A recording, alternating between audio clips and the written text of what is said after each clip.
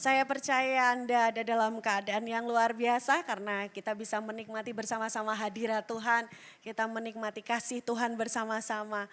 Dan sepanjang hari ini kami berdua tandem khotbah dengan judul besar keluarga yang mengerjakan visi.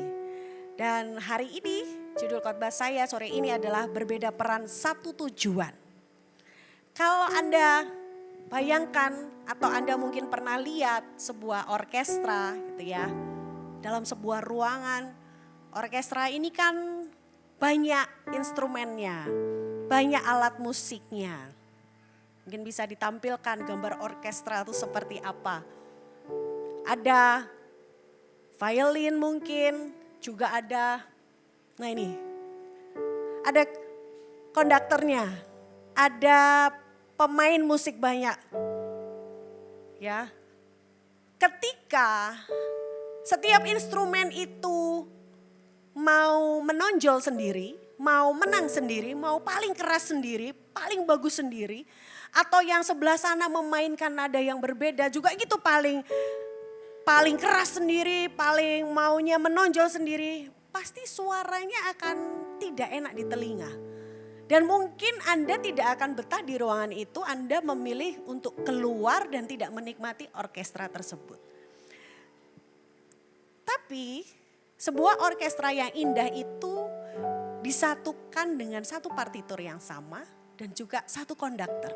Kalau tidak ada konduktornya nih ya, semua akan bermain. Kalau yang sini nggak usah main tuh dia akan ke sebelah sini gitu ya. Anda pernah lihat kan, itu kan seru sekali kayak konduktor tuh kayak orang menari gitu. Memimpin jalannya instrumen-instrumen yang ada. Dulu saya kalau diajak dating sama suami saya itu lihat yang begituan. Lihat orkestra. Dia suka dengan alat-alat musik gitu ya, permainan musik gitu. Jadi orkestra ini mengingatkan kami berdua. Ya, kalau melihat alat musik itu diibaratkan dengan hubungan dalam satu keluarga. Kalau tidak disatukan, meskipun berbeda perannya, tapi tidak disatukan dalam satu tujuan yang sama, pasti akan terjadi kekacauan di sana. Seorang papa ya perannya sebagai papa, seorang mama ya perannya sebagai mama. Seorang anak ya perannya sebagai anak.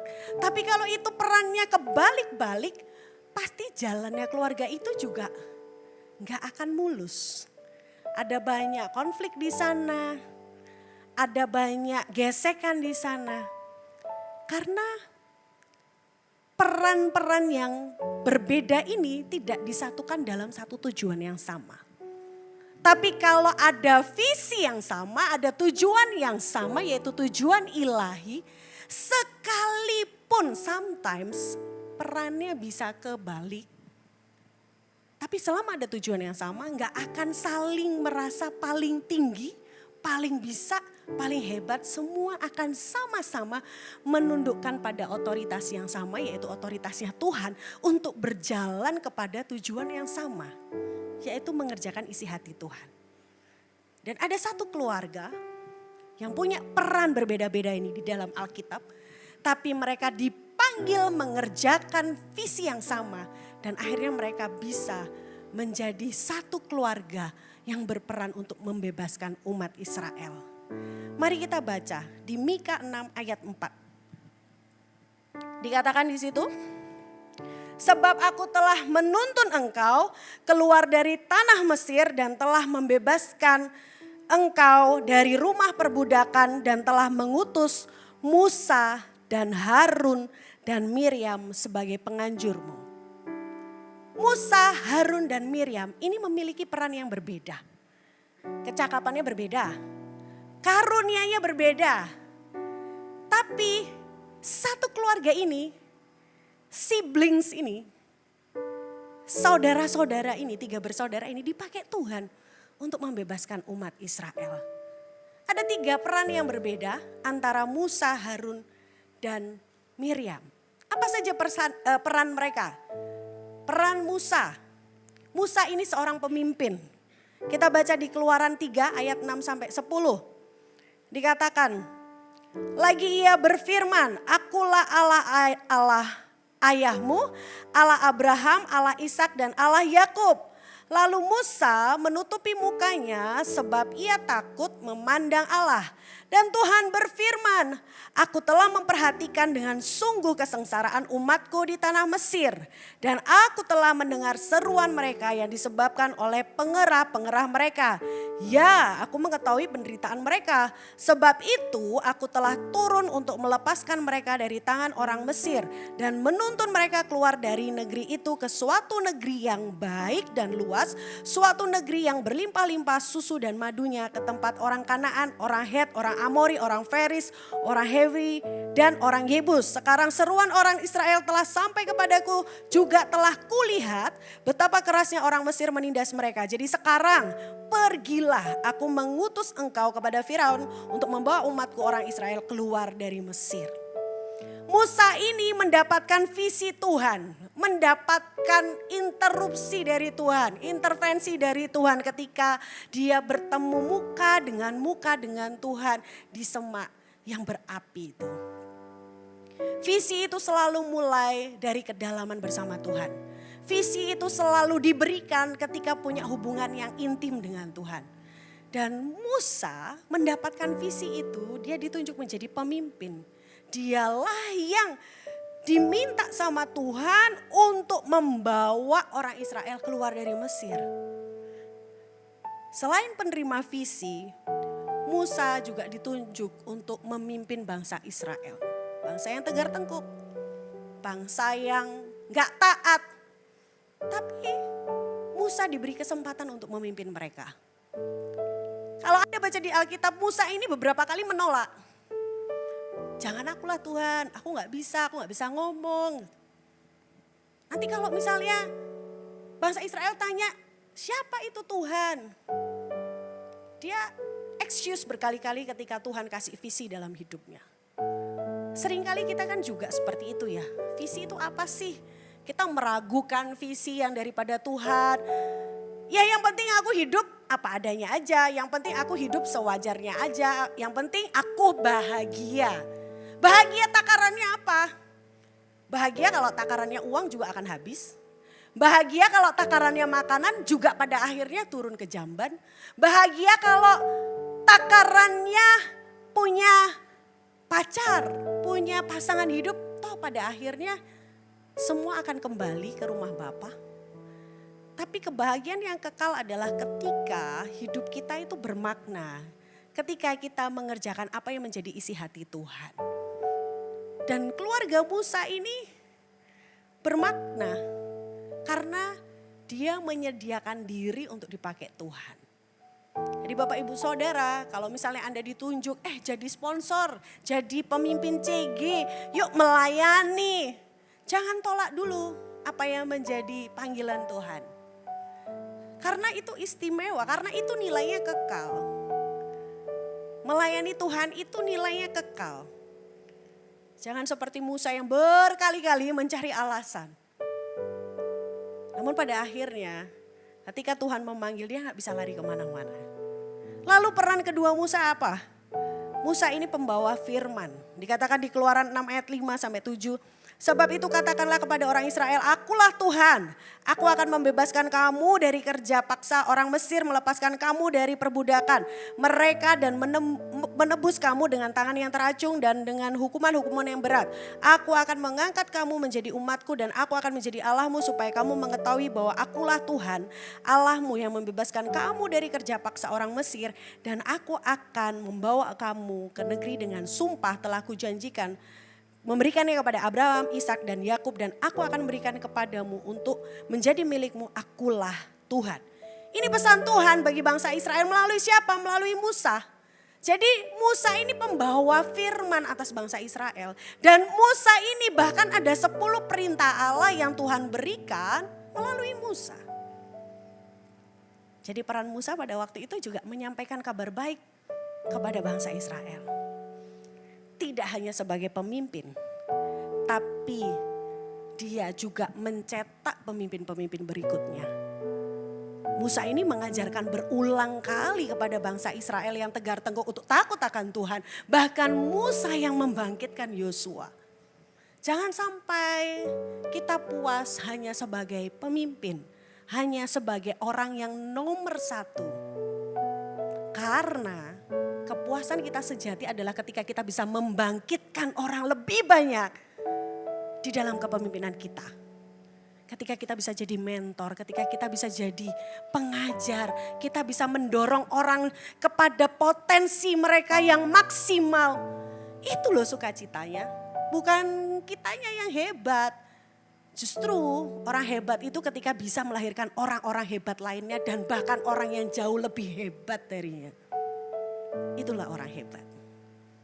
Sama seperti orang tua, kepinginnya kan anaknya jauh lebih pintar, jauh lebih sukses, jauh lebih hebat daripada kita sebagai orang tua. Seharusnya mimpi seorang pemimpin pun begitu. Visi itu gak berhenti di dia, tapi visi itu bisa diestafetkan, mimpi itu bisa diestafetkan kepada orang-orang berikutnya atau kepada keturunan kita. Karena harus ada orang-orang berikutnya yang dibangkitkan. Kemudian Musa itu yang ketiga saya catat, dia membangkitkan generasi penerus. Musa tidak hanya menjadi pemberita firman, tidak hanya memimpin umat Israel keluar dari Mesir, tapi dia juga membangkitkan generasi-generasi berikutnya. Dia sudah membangkitkan Yosua. Yang keempat, peran Musa itu apa? Musa ini seorang pendoa syafaat. Dia bukan hanya pemimpin, bukan hanya pembawa firman, bukan hanya membangkitkan generasi berikutnya. Musa berdoa syafaat. Ketika pada momen anak lembu emas itu Tuhan sudah murka, tapi Musa datang kepada Tuhan membawa bangsa Israel untuk tidak menerima murka Tuhan. Kita baca di Keluaran 32 ayat 11 sampai 14. Lalu Musa mencoba melunakkan hati Tuhan Allahnya dengan berkata, mengapakah Tuhan murkamu bangkit terhadap umatmu yang telah kau bawa keluar dari tanah Mesir dengan kekuatan yang besar dan dengan tangan yang kuat?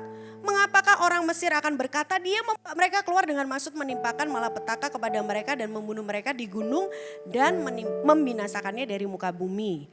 Berbaliklah dari murkamu yang bernyala-nyala itu dan menyesallah karena malapetaka yang hendak kau datangkan kepada umatmu. Ingatlah kepada Abraham, Ishak dan Israel hamba-hambamu itu, sebab kepada mereka engkau telah bersumpah demi dirimu sendiri dengan berfirman kepada mereka, aku akan membuat keturunanmu sebanyak bintang di langit dan seluruh negeri yang telah kujanjikan ini akan kuberikan kepada keturunanmu supaya dimilikinya untuk selama-lamanya, dan menyesallah Tuhan karena malapetaka yang dirancangkannya atas umatnya. Musa ini berdoa syafaat untuk bangsa Israel. Musa itu hatinya lemah lembut. Kalau diibaratkan perannya dia di dalam keluarga ini sama kayak peran seorang bapak, seorang suami. Dia pemimpin, dia pembawa firman, dia yang memimpin, dia yang membawa keluarga yang dekat sama Tuhan. Dia berdoa syafaat, dia berdoa juga buat keluarganya.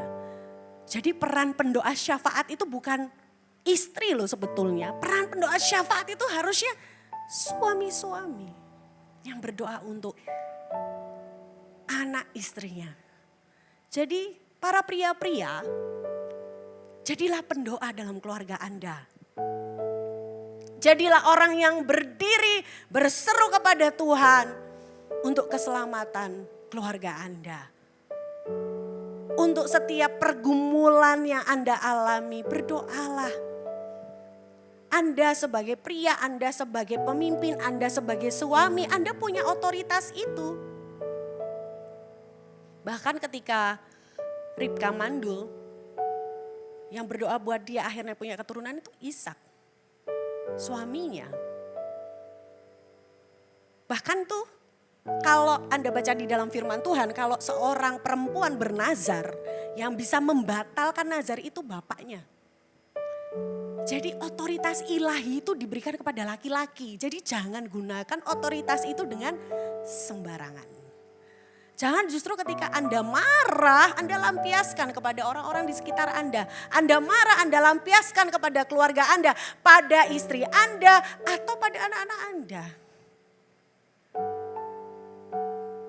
Jadilah kepala rumah tangga, suami atau pria yang menjadi kepanjangan tangan Tuhan untuk setiap keluarga yang ada di dalam keluarga Anda itu, anggotanya merasakan kasih Tuhan. Lalu tidak hanya Musa yang memiliki peran, Harun pun memiliki peran. Apa peran Harun? Peran Harun adalah komunikator dan konektor. Kita baca di Keluaran 4 ayat 14 sampai 16. Maka bangkitlah murka Tuhan terhadap Musa dan ia berfirman, bukankah di situ Harun orang Lewi itu kakakmu? Aku tahu bahwa ia pandai bicara. Lagi pula ia telah berangkat menjumpai engkau dan apabila ia melihat engkau, ia akan bersuka cita dalam hatinya. Maka engkau harus bicara kepadanya dan menaruh perkataan itu ke dalam mulutnya. Aku akan menyertai lidahmu dan lidahnya dan mengajarkan kepada kamu apa yang harus kamu lakukan. Ia harus berbicara bagimu kepada bangsa itu. Dengan demikian ia akan menjadi penyambung lidahmu. Dan engkau akan menjadi seperti Allah baginya. Harun memiliki peran. Harun ini sebagai komunikator. Kan Musa sudah menolak nih, aku gak pandai bicara. Tapi Tuhan itu taruh Harun. Jadi jangan iri dengan karunia orang lain. Kalau Anda bersaudara, jangan iri dengan saudara Anda. Mungkin saudara Anda jauh lebih pintar, jauh lebih rupawan, jauh lebih dikasihi, seolah-olah demikian. Tapi orang tua itu sejatinya mengasihi semua anak-anaknya. Hanya kita aja yang kadang-kadang merasa orang tua itu gak adil.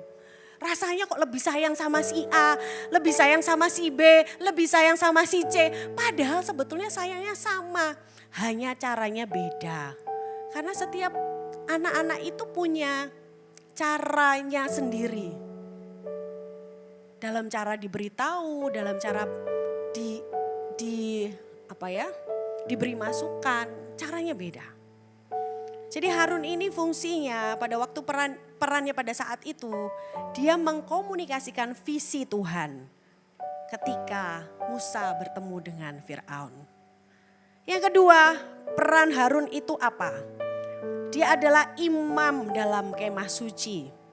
Karena Harun dan anak-anaknya itu bertanggung jawab untuk memimpin jalannya ibadah dan juga mengajar orang Lewi serta menjaga kekudusan. Kita baca di Bilangan 18 ayat 1 sampai 7. Tuhan berfirman kepada Harun, engkau ini dan anak-anakmu beserta seluruh sukumu harus menanggung akibat setiap kesalahan terhadap tempat kudus sebab hanya engkau beserta anak-anakmu lah yang harus menanggung akibat setiap kesalahan yang dilakukan dalam jabatanmu sebagai imam. Suruhlah juga saudara-saudaramu suku Lewi, suku bapa leluhurmu mendekat bersama-sama dengan engkau supaya mereka menggabungkan diri kepadamu dan melayani engkau apabila engkau ini beserta anak-anakmu ada di depan kemah hukum. Kita berhenti di sana. Jadi peran Harun pada saat itu dia sebagai imam dalam kemah suci. Dia dan anak-anaknya, bahkan dia yang menanggung akibat jika ada kesalahan terjadi di dalam tempat kudus, di dalam kemah sucinya Tuhan. Itulah peran Harun. Dia juga sebagai pemimpin. Kemudian peran yang ketiga, Harun ini berperan sebagai stabilizer, pembawa damai. Peran Musa memimpin, peran Harun beda lagi. Lalu apa peran Miriam sebagai saudara perempuan? Kita baca di Keluaran 15 ayat 20 sampai 21. Lalu Miriam, nabiah itu, saudara perempuan Harun, mengambil rebana di tangannya dan tampillah semua perempuan mengikutinya memukul rebana serta menari-nari. Dan menyanyilah Miriam memimpin mereka, menyanyilah bagi Tuhan sebab ia tinggi luhur, kuda dan penunggangnya dilemparkannya ke dalam laut. Peran Miriam itu sebagai nabiah.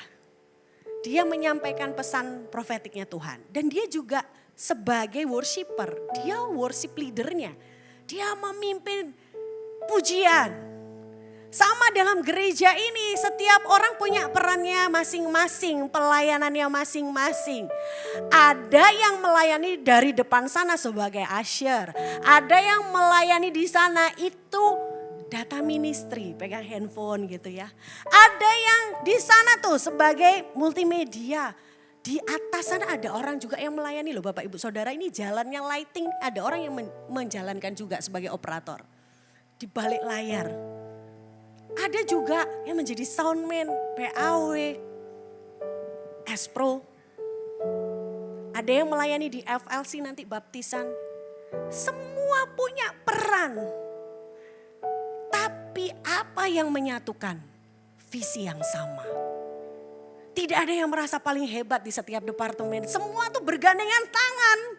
Semua itu menyatukan hati untuk bergerak dalam satu tujuan. Yaitu apa? Menyenangkan hati Tuhan. Sampai setiap jiwa itu mengenal Tuhan. Satu jiwa lagi Tuhan, satu jiwa lagi diselamatkan. Ada juga peran-peran CG. Perannya beda-beda. Tapi mengerjakan visi yang sama. Di tempat ini, setiap keluarga, setiap saudara bahkan, setiap anggota pribadi demi pribadi di tempat ini, ketika dimuridkan di dalam CG, digembalakan, disatukan di dalam visi, melayani bersama-sama. Sama seperti Musa, Miriam, dan Harun sebagai gambaran keluarga yang melayani bersama-sama.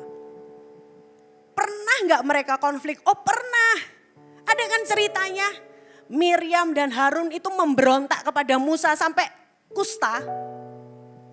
Tapi apa yang membuat mereka tetap bersatu? Bahkan itu ya 7 hari kan tuh Miriam itu dikucilkan. Gak berangkat tuh gak jalan nungguin Miriam. Konflik tetap ada dalam saudara, dalam keluarga, dalam gereja pasti ada. Gak ada gereja yang sempurna. Tapi kuncinya satu. Saling mengampuni, saling mengasihi. Sama seperti Musa. Musa pun berdoa untuk Harun, sehingga kustanya pun lenyap. Miriam dan Harun ini, sekalipun mereka mungkin lebih tua, tapi otoritas yang Tuhan berikan itu pada Musa. Mungkin di dalam CG, Anda dipimpin oleh orang-orang yang lebih muda. Mungkin secara pengetahuan, secara pembawaan mungkin tidak lebih hebat dari Anda. Mungkin Anda S2, S3 atau apapun bentuknya. Tapi otoritas yang Tuhan beri ada di dalam kepemimpinan di atas kita. Jadi berilah diri kita untuk dimuridkan, berilah diri kita untuk digembalakan. Sama di dalam keluarga pun demikian. Ada peran suami sebagai pemberi nafkah, membawa visi rohani di dalam keluarga, berdoa untuk keluarganya, membawa keluarga dekat dengan Tuhan, provider, kemudian menjadi bapak yang membangkitkan generasi-generasi yang takut akan Tuhan, mengajarkan hal yang baik berulang kali, itu perannya. Jadi jika saat ini Anda sebagai seorang pria-pria, bangkitlah jadi pembawa kebangunan rohani di dalam keluarga Anda. Mau Anda sebagai anak, mau Anda sebagai bapak, mau Anda sebagai apapun, bangkitlah sebagai pria yang sejati yang membawa kebangunan rohani itu dalam keluarga Anda. Supaya setiap orang di rumah Anda itu kenal Tuhan. Lalu di dalam keluarga, istri ini perannya mirip kayak Harun. Sebagai komunikator, sebagai konektor, sebagai jembatan komunikasi. Sebagai pendoa syafaat juga. Sebagai pembawa atmosfer rohani. Sama kan kayak Harun ini menjadi imam di kemah suci. Istri ini pun seorang ibu, seorang wanita tuh membawa atmosfer rohani di dalam keluarga. Sebagai komunikator kita nggak boleh salah ngomong. Satu huruf, satu kalimat beda, bisa beda artinya. Kelemahan kita memang di perkataan kan. Wanita ini bicara itu lebih banyak gitu ya kosakatanya. Beda dengan pria. Peran kita masing-masing di dalam keluarga. Lalu ada anak juga. Anak ini perannya apa? Dia sebagai pewaris. Pewaris visi dalam keluarganya. Pewaris yang menjaga ya stabilizer kedamaian dalam keluarga. Seberapa sering kalau orang tua sedang papa mama sedang berkonflik, anak ini menjadi pendamai. Ya mungkin anak masih kecil gitu ya. Atau mungkin ketika ada konflik nih suami istri tapi ketika melihat anak mereka jadi lebih teduh. Jadi anak ini juga pengikat di dalam keluarga. Kalau Anda sebagai anak melihat ketidaksempurnaan orang tua Anda, jadilah pendoa, penyembah di dalam keluarga Anda yang menyatukan keluarga Anda kembali. Izinkan Tuhan memakai Anda untuk membawa damai, membawa sukacita dalam keluarga Anda. Jangan justru Anda lah yang jadi pemberontak di keluarga Anda. Jangan justru Anda ini malah aku gak betah di rumah, aku pergi aja dari rumah. Keluarga gak ada yang sempurna. Tapi kalau setiap orang memiliki perannya masing-masing, bisa berkolaborasi bersama-sama dengan peran yang berbeda-beda. Wow, Tuhan akan pakai untuk mengerjakan amanat agung yang mulia. Harun, Miriam, dan juga Musa gak lepas dari konflik. Demikian juga keluarga kita. Siblings pun, saudara-saudara aja. Satu saudara aja bisa berantem. Soal hal-hal yang gak penting. Bisa terjadi konflik. Tapi jika kita tahu ada otoritas Tuhan di dalam keluarga kita. Pemegang otoritas adalah seorang ayah. Kemudian kalau ayah yang gak berfungsi mungkin otoritas itu diberikan kepada mamahnya. Demikian juga mungkin anak pertama, anak kedua, anak ketiga. Jadi cara menghormati, cara menghargai itu kita bisa ajarkan kepada anak-anak. Kasih dan pengampunan adalah kunci dari kesatuan dan pemulihan. Kalau Anda mau keluarga Anda pulih, kuncinya cuma itu. Kasih dan pengampunan. Itulah yang menyatukan. Itulah yang memulihkan. Karena setiap kita pasti keluarga kita tuh tidak ada yang sempurna. Di dalam gereja ini saya bersyukur setiap orang, setiap usia digembalakan dengan baik. Ada yang anak-anak kecil gitu ya. Anak-anak 2-3 tahun itu loh sudah CG Bapak Ibu Saudara. Saya beberapa kali melihat anak-anak usia 3 tahun yang suka lari-lari itu sudah CG di dalam Zoom. Nanti ada mamanya di sampingnya. Nanti waktu menyanyi, mamanya ngajarin nyanyi juga.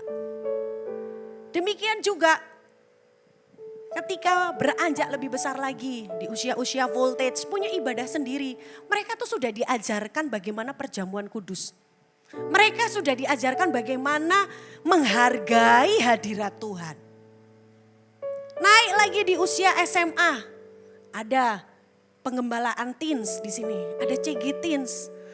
Ketika menghadapi hormon-hormon yang mulai timbul, teman-temannya ini ngerti, menjagai, mendoakan, ada pemimpin yang mengcover. Jadi sebagai orang tua kita merasa aman karena punya tempatnya sendiri-sendiri untuk digembalakan. Demikian juga ada teman-teman yang kuliah, di sini ada CG Youth, di mana Anda akan didorong, diajari bagaimana saat teduh. Ada banyak kesaksian teman-teman youth, bagaimana mereka belajar saat teduh itu ketika di CG. Belajar baca Alkitab itu juga di CG. Dan mereka tuh mempraktekannya sampai hari ini. Ketika beranjak bekerja, ada yang namanya CG yang adult.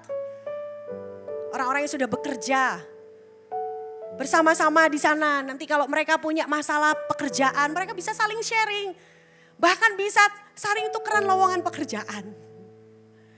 Nanti kalau ada beranjak, sudah menikah, ada CG family. Anak-anaknya pun bisa ikut CG. Bahkan yang udah senior ya, Army of Gocap katanya. Ada CG-nya sendiri. Bisa bahas tentang mantunya mungkin. Bisa bahas tentang anaknya, cucunya. Ada CG-nya sendiri. Semua bertumbuh di dalam Tuhan. Dan pemandangan indah itu ketika mereka bisa melayani bersama. Saya diberkati di beberapa hari yang lalu. Ketika ada satu keluarga dari papa, mama, anak 2 sampai mantunya itu melayani bersama. Sekalipun tempatnya berbeda. Jadi papa mamanya KKR di mana? Anaknya KKR di situ gitu ya. Yang menyampaikan firman itu anaknya perempuan. Anaknya mantu laki-lakinya di belakang itu mengatur jalannya KKR itu. Yang menjadi WL itu anaknya perempuan yang nomor 2. Kemudian yang main keyboard itu mantunya nomor 2. Dan cucunya yang masih bayi itu di stroller. Juga ada di situ. Pemandangan itu begitu membuat saya terharu. Saya bersyukur bahwa gereja ini concern sama semua generasi. Gereja ini bukan hanya gereja satu generasi Bapak Ibu Saudara. Gereja ini adalah gereja semua generasi. Dan Natal ini adalah Natal di mana momen semua generasi itu bisa mengalami Tuhan. Jadi kalau Anda rindu, keluarga Anda, papa mama Anda yang udah senior ini ngalami Tuhan, ajak besok ke Natal senior. Ada Natal senior. Dan juga ada Natal Eagle Kid. Natal anak-anak seru di sana. Ada Natal AOG juga, ada Natal umum. Bahkan ada Natal yang adult. Kita merayakan bersama-sama dengan generasi yang sama. Kalau kita sudah dimenangkan, kita juga ajak keluarga kita yang belum dimenangkan. Jadikan momen Natal tahun ini momen yang berbeda. Karena satu keluarga itu bisa bersama-sama ke gereja, itu menjadi satu kerinduan saya. Saya masih rindu papa mama saya itu bisa ke gereja. Walaupun sudah pernah datang ke gereja dengan atribut keagamaannya. Belum memutuskan untuk ikut Yesus, tapi saya gak menyerah. Bahkan beberapa teman-teman di sini, teman-teman senior, saya bersyukur bergandengan tangan untuk terus memberitakan Injil pada keluarga saya. Saya bersyukur saya gak hanya punya keluarga secara jasmani, tapi saya punya keluarga rohani di tempat ini yang terus mendukung. Setiap keluarga bisa kenal Tuhan. Dan sebentar saya akan bacakan kesaksian bagaimana satu keluarga melayani bersama dan dampaknya pun luar biasa. Saya bacakan kesaksian dari Bapak Kapojos dan Ibu Dian. Kami datang dari latar belakang yang berbeda, bahkan berbeda keyakinan. Awalnya kami berjalan dengan kekuatan sendiri dan seringkali tidak satu arah. Tapi Tuhan mulai mempersatukan kami secara pelan-pelan. Lewat momen sederhana ketika kami menyerahkan Noah anaknya di GMS, penyerahan anak. Saat ikut CG dan belajar percaya pada arahan leader, Tuhan mulai melembutkan hati kami, menyatukan iman kami dan menanamkan kami di rumah rohani ini.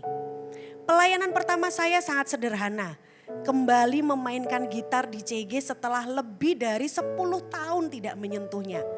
Dari langkah kecil itu Tuhan membuka jalan lebih besar. Saya melayani di PAW, istri saya di FLC.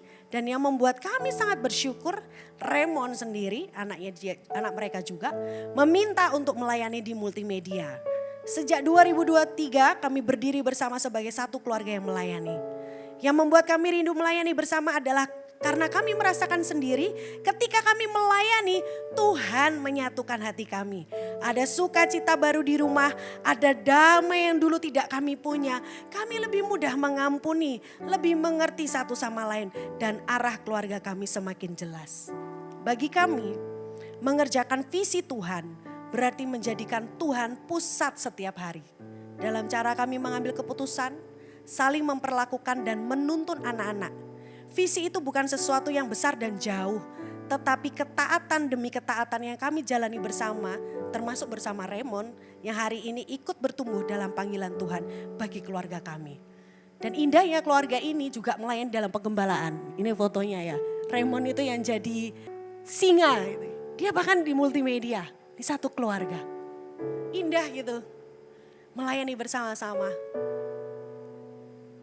Di tempat ini, setiap orang dan setiap anggota keluarga diberi kesempatan untuk melayani Tuhan. Dengan talentanya masing-masing. Raymond dulu juga gak bisa tuh bawa kamera, tapi diajari. Dan pada akhirnya bisa kok. Anak-anak punya kemampuan yang sama orang dewasa. Dan sebentar kita juga akan saksikan bagaimana sepasang suami istri mengalami mujizat Tuhan ketika didoakan dan juga bertumbuh di dalam CG. Mereka akan membagikan kesaksiannya. Saya persilakan tim multimedia untuk menayangkan. Shalom jemaat Tuhan, perkenalkan saya Nathan. Dan saya Vika. Kami dari CG Family 11. Mujizat Tuhan selalu datang di waktu yang tepat. Ya, kami menikah pada tahun 2023 dan di saat yang sama kami merintis usaha pertama kami di bidang F&B. Ketika kami menikah, kami memiliki kerinduan untuk segera memiliki keturunan. Tapi karena kami ini masih harus terjun dalam hal operasional sehari-hari di resto, tentunya itu menjadi kendala untuk saya untuk bisa memiliki keturunan karena ya saya terkendala dalam hal kesehatan. Kami sudah lakukan berbagai macam upaya ke dokter, pemeriksaan medis, dan pada sampai saat satu titik saya merasa mungkin memang belum saatnya seperti itu. Di akhir tahun 2024, Pastor Prima setelah selesai berkhotbah tergerak untuk mendoakan jemaat yang rindu untuk memiliki momongan melalui altar call. Saya bersama dengan istri, kami sehati, kami mau melangkah dengan iman untuk maju ke depan untuk didoakan. Puji Tuhan, pada bulan Maret tahun 2025, Tuhan telah menjawab doa kami dan saat ini istri saya sedang mengandung anak pertama kami. Ya, kami berterima kasih kepada Tuhan karena Tuhan telah menjawab kerinduan kami, Tuhan menjawab doa kami, dan kami percaya bahwa keturunan kami ini adalah kado terindah dari Tuhan. Menurut kami, CG itu sangat penting karena setiap dari kita membutuhkan komunitas supaya kita bisa bertumbuh dan supaya kita memiliki support system untuk kita bisa tetap kuat di dalam Tuhan. Di dalam CG kita tidak hanya belajar mengenai firman Tuhan, tapi di dalam CG ada fellowship, ada kasih persaudaraan, kita bisa sharing apa yang menjadi pergumulan kita masing-masing. Kemudian di dalam CG kita bisa saling mendoakan supaya kita bisa semangat dalam menjalani hidup, iman kita bisa bertumbuh dan semakin berapi-api kepada Tuhan. Momen CG yang menguatkan kami adalah sesi sharing dan saling mendoakan. Jadi ketika selesai firman dibacakan, kita bisa bercerita, sharing firman Tuhan, kemudian kita kaitkan dengan kehidupan kami masing-masing. Saya pribadi tidak hanya merasa senang karena didoakan, tapi saya pun bisa belajar mendoakan orang lain. Mari Bapak Ibu Saudara semua, yuk kita sama-sama join CG. Karena di dalam CG kita tidak hanya mendengarkan firman Tuhan, tapi di dalam CG ada fellowship, ada kasih persaudaraan di mana kita bisa saling menguatkan satu sama lain dan saling mendoakan. Dan karena CG adalah rumah kita bersama. Puji Tuhan, beri sorak-sorai kemuliaan bagi Tuhan. Ya, lalu apa aplikasinya dalam kehidupan kita? Yang pertama, keluarga yang mengerjakan visi itu adalah keluarga yang saling melengkapi, bukan saling bersaing. Yang kedua, keluarga yang mengerjakan visi menghormati otoritas ilahi dan menjalankan perannya masing-masing. Ini ketiga, keluarga yang mengerjakan visi memelihara persatuan dengan doa dalam mezbah keluarga. Dan yang keempat, yang paling penting adalah keluarga yang mengerjakan visi bertumbuh dalam iman dalam komunitas rohani. Mujizat tidak hanya dinyatakan di gereja, di CG juga terjadi. Di CG tadi yang mengalami mujizat juga terjadi kelepasan. Bahkan adalah salah satu anggota CG mereka yang gak bisa tidur setelah didoakan di dalam CG. Mengalami kelepasan dan akhirnya bisa tidur tanpa obat. Itu karena kasih Tuhan. Jadi bila saat ini Anda belum tertanam di dalam komunitas rohani manapun, Anda rindu untuk bertumbuh dan mengalami Tuhan. Mari gabungkan diri dalam CG yang ada. Mari tertanam dalam gereja ini. Izinkan kami boleh menjadi keluarga rohani Anda. Dan kita bertumbuh bersama-sama mengerjakan visi Tuhan.